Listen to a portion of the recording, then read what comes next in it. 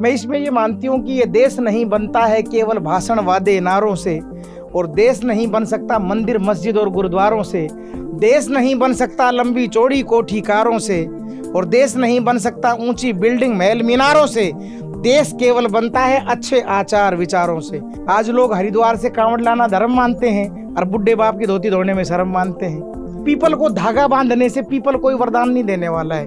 People oxygen देता है, तो उसको खाद्य पानी का ध्यान रखें। हम जब भी इतिहास लिखेंगे तो कुछ ना कुछ तो खास लिखेंगे, और चांद सितारे छूले बेशक इस धरती के पास लिखेंगे। क्योंकि साधु संतों को भी राजनीति में होना चाहिए कि लतम लते लतानी, पब्लिक को संस्कृत नहीं आनी और आनी तो भूल जानी। और मैं ये भी कहती हूँ कि इस विद्या के ऊपर किसी का एकाधिकार नहीं है। केवल ये कहा जाए कि भाई पुरुष ही संस्कार करवा सकते हैं, ये भी रूढ़िवादिता है। विदेशों में बड़ा आदमी बैंक बैलेंस सोने चांदी की ज्वेलरी से भी बन सकता है, मगर हमारे देश में बड़ा कौन है? Simple living and high thinking. सादा जीवन हो और ऊंचे विचार हो। घर का शंकर प्यासा मरे और बाहर करे जलधारी, ऐसे पुत्र नरक के गामी और ये महाभ्रष्टाचारी। हम दुर्गा को चुंदरी उड़ा रहे हैं, बहुत अच्छी बात है दुर्गा का सम्मान, लेकिन सच्ची जो दुर्गा है हमारी बेटियां, उनके साथ बलात्कार हो रहे हैं। तुलसी की शादी करने से ही केवल कल्याण नहीं होगा। तुलसी एक औषधीय पौधा है, उसका संरक्षण होना चाहिए।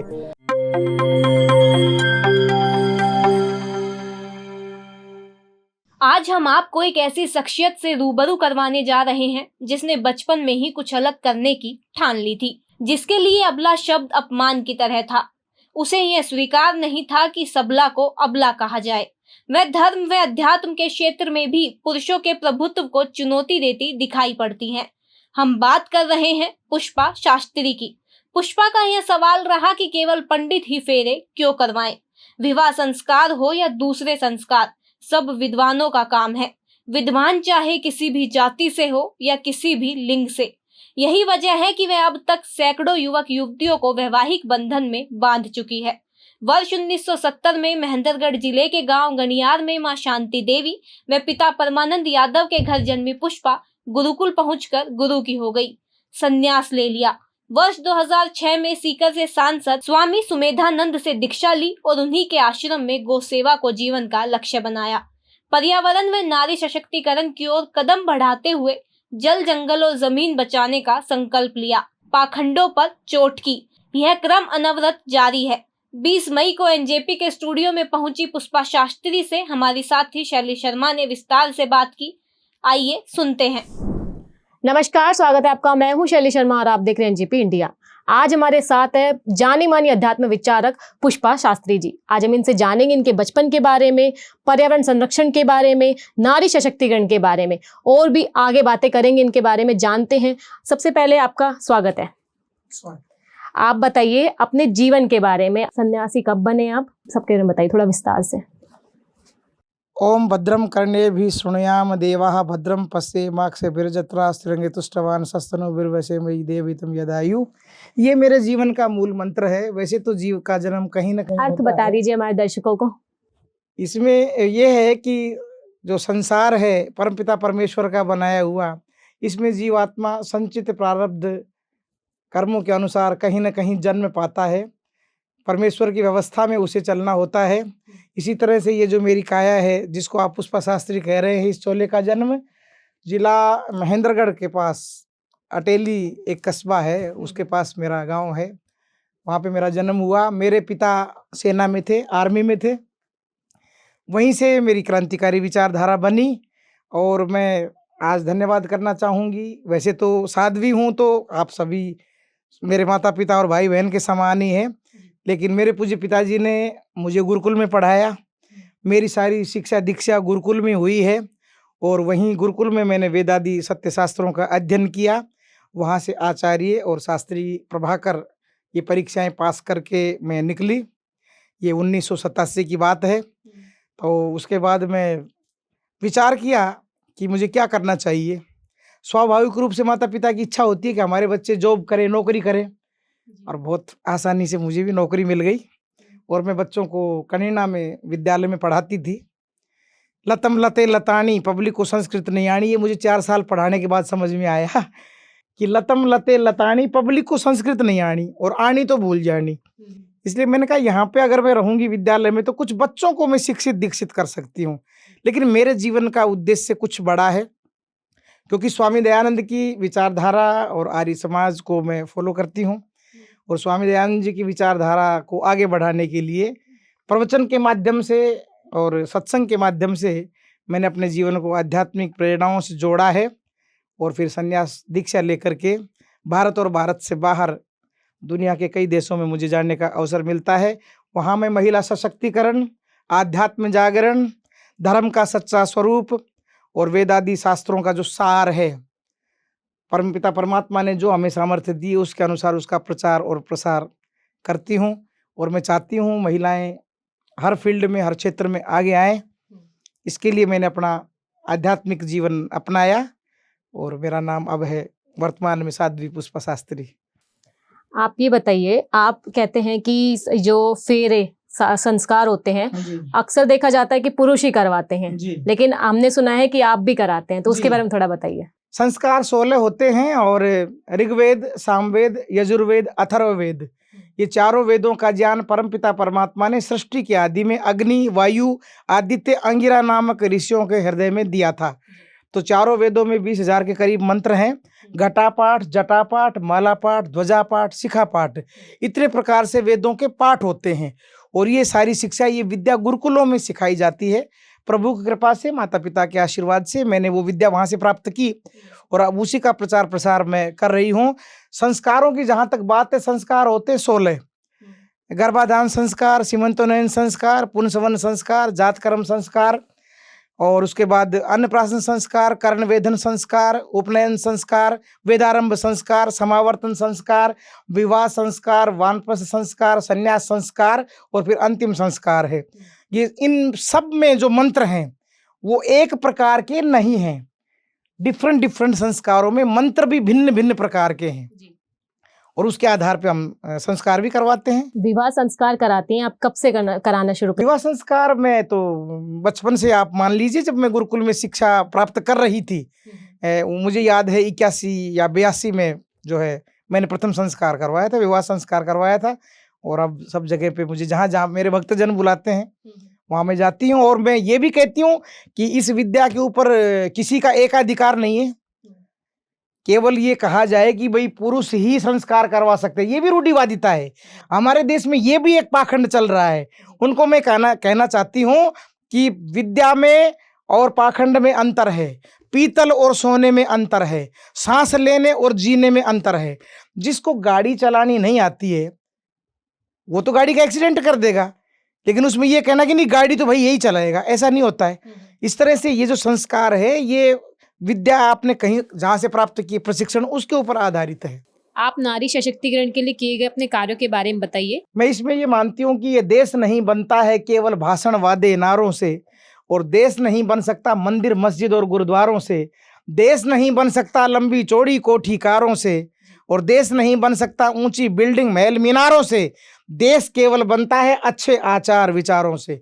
Not gold but a perfect man and women can the nation great and strong. Swami Vivekananda ji एक बात कहते, the gentle person in other country made by hair cutting salon, the gentle person in other country made by cloth and shoes shop, but the gentle personality in my country my India made by father mother and our social environment. विदेशों में बड़ा आदमी गुलम गलीचे coat pant tie लंबी चौड़ी गाड़ी से बन सकता है, विदेशों में बड़ा आदमी बैंक बैलेंस सोने चांदी की ज्वेलरी से भी बन सकता है, मगर हमारे देश में बड़ा कौन है? Simple living and high thinking, सादा जीवन हो और ऊंचे विचार हों। तो विचारों की परिपक्वता के ऊपर हमें ध्यान देने की आज आवश्यकता है। नारी सशक्तिकरण के लिए आपने क्या क्या कदम उठाए? नारी सशक्तिकरण के लिए मैं बेटियों को, चूंकि मैं गुरुकुल में पढ़ी हूँ, तो मैं उनको वेद आदि सत्य शास्त्रों के बारे में प्रशिक्षण देती हूँ, पढ़ाती हूँ। संस्कार जो 16 संस्कार हैं ये करना सिखाती हूँ, और साथ में मैं आत्मरक्षा के ऊपर ध्यान देती हूँ। मैं कहती हूँ दुर्गा बने तो असली बने। आज लोग हरिद्वार से कांवड़ लाना धर्म मानते हैं और बुढ़े बाप की धोती धोने में शर्म मानते हैं। घर का शंकर प्यासा मरे और बाहर करे जलधारी, ऐसे पुत्र नरक के गामी और ये महाभ्रष्टाचारी। हम दुर्गा को चुंदरी उड़ा रहे हैं, बहुत अच्छी बात है दुर्गा का सम्मान, लेकिन सच्ची जो दुर्गा है हमारी बेटियां, उनके साथ बलात्कार हो रहे हैं। महिलाओं का अपमान हो रहा है, कदम कदम पे हो रहा है। मैं बेटियों को ये कहती हूँ, अगर आपको आपके बाप के नाम से जानते हैं, पति के नाम से जानते हैं, भाई के नाम से जानते हैं, अगर आपको आपकी फैमिली के नाम से जानते हैं, इट मीन्स यू आर कुछ नहीं है, आप कुछ नहीं हो, फिर आप तो जीरो हो। फिर कुछ ऐसा बनो, कुछ ऐसा करो लाइफ में कि आपके नाम से आपकी फैमिली को जाना जाए। तो कुछ ऐसा करना है। हर समय पिता रक्षा नहीं करेंगे बेटी की, हर समय भाई रक्षा नहीं करेंगे। महिलाओं को, बेटियों को स्ट्रॉन्ग बनना पड़ेगा। इसलिए उनको लाठी, तलवार, जूडो, कराटे, राइफल शूटिंग, क्योंकि मैंने खुद भी किया है, आत्मरक्षा के साधन सीखे हैं और वर्तमान में सिखा रही हूँ। ये आप मेरे यहाँ पे देख रहे होंगे, ये घुड़सवारी करते हुए, तलवारबाजी करते हुए ही मेरा एक एक्सीडेंट हुआ। क्या करवाया गया था, प्री प्लान करवाया गया था ना, क्योंकि आप जो है आगे बढ़ रहे हो तो कोई ज़रूरी नहीं है कि 100% लोग आपसे को अप्रिशिएट करेंगे। कुछ ज्वलनशील पदार्थ भी होंगे और इंसानों में भी होते हैं। तो मैं खैर यहाँ पे नाम उनका नहीं लेना चाहूँगी। परमेश्वर ने उनको सद्बुद्धि दी, मगर बाद में उनको सद्बुद्धि दी, लेकिन मेरा कार्यक्रम नहीं रुकने पाया। मेरा कार्यक्रम यथावत जारी है, क्योंकि मानवता के हित में है, ये बेटियों के हित में है। पर्यावरण संरक्षण के लिए आप क्या क्या काम करते हैं? पेड़ लगाने के काम करती हूँ मैं, और साथ में ना मैं वो गोद भी देती हूँ। फिर त्रिवेणी लगाई है मैंने। त्रिवेणी में 3 पौधे हैं जो फलदायक भी हैं, छायादायक भी हैं, ऑक्सीजन भी देते हैं। देखो, पीपल को धागा बांधने से पीपल कोई वरदान नहीं देने वाला है। पीपल ऑक्सीजन देता है, तो उसको खाद पानी का ध्यान रखें। तुलसी की शादी करने से ही केवल कल्याण नहीं होगा। तुलसी एक औषधीय पौधा है, उसका संरक्षण होना चाहिए। पीपल को रसगुल्ला खिलाने से कुछ नहीं होगा। जो भूखे हैं उनको अन्न दीजिए, जो प्यासे हैं उनको जल पिलाइए, जो निर्वस्त्र हैं उनको वस्त्र दीजिए। तो मैंने क्या विचार किया है, वेदों में आया है कि माता भूमि पुत्रो अहम पृथिव्या, कि ये धरती हमारी माता है, हम इसके बेटा बेटी हैं। कोरोना की बीमारी क्यों आई? क्योंकि पर्यावरण शुद्ध नहीं रहा था, हवा शुद्ध नहीं रही थी। तो हवा के शुद्धिकरण के लिए पेड़ लगाने चाहिए।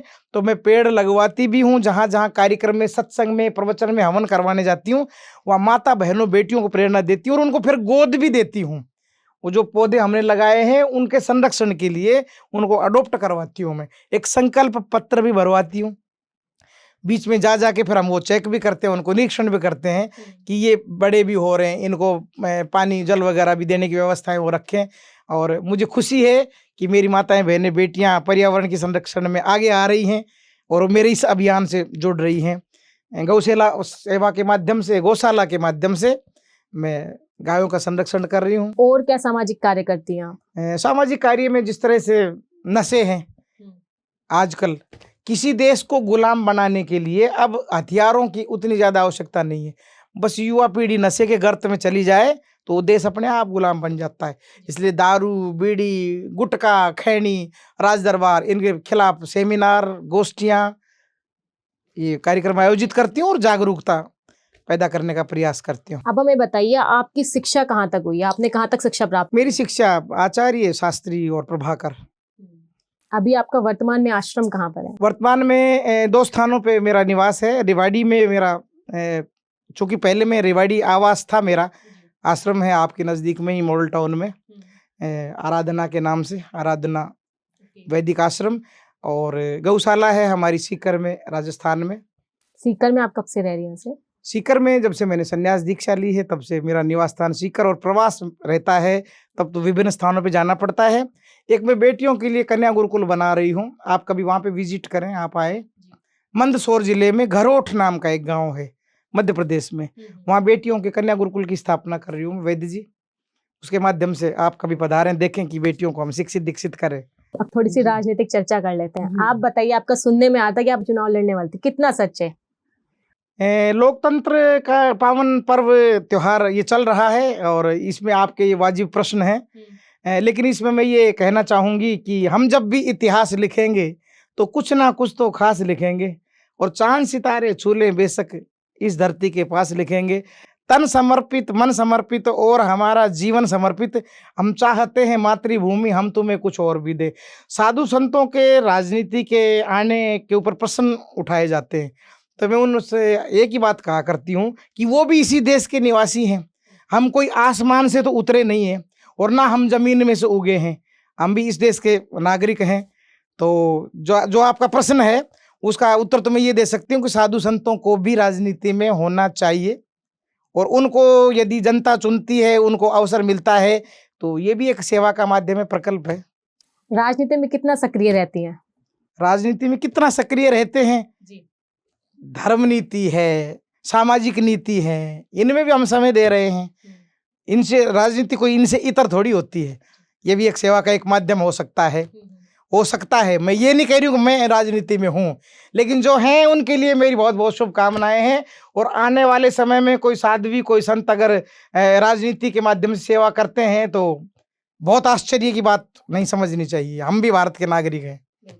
आपने बोला कि आप आर्य समाज से हैं। जी। आर्य समाज की जो विचारधारा है और आरएसएस की विचारधारा से कैसे कनेक्ट कर पाते हैं? राष्ट्रीय स्वयंसेवक संघ और आर्य समाज, इनकी विचारधाराएं आपस में भिन्न नहीं है, क्योंकि गौ सेवा का महत्व उसमें भी है, पर्यावरण के संरक्षण का महत्व है, देश प्रेम जो भरा नहीं है भावों से बहती जिसमें रसधार नहीं, हृदय नहीं वो पत्थर है जिसमें निज देश का प्यार नहीं, वो पथ ही क्या पथिक कैसा जिस पथ में बिखरे शूल न हो, और नाविक की धैर्य परीक्षा क्या जब धारा ही प्रतिकूल न हो।